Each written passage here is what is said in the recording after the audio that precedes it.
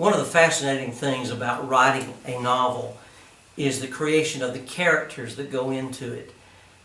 One of the most fascinating characters to me is in An Evil Wind is a guy named Joe Frank. Joe Frank is a black fire and brimstone preacher that is in jail when Marco Escavaz is arrested and placed in the Cleveland County Jail.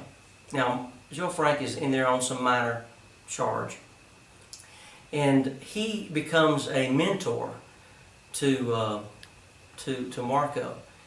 And you know, the subtitle of the novel is a novel of redemption. And obviously, if Joe Frank, a preacher, is in jail, there's something amiss about his life, something that he needs to correct, and some redemption maybe that he's needing.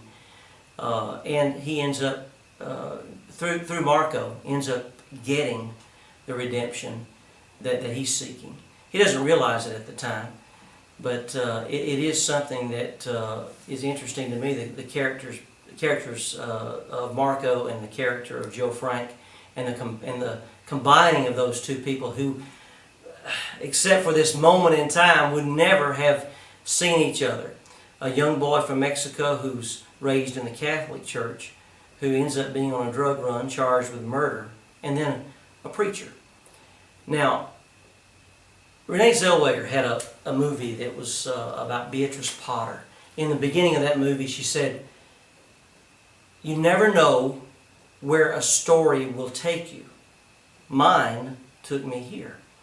Well, Joe Frank is one of those that that statement would apply to, because I had no idea when I started the book that Joe Frank was going to take a dominant role in the novel An Evil Wind.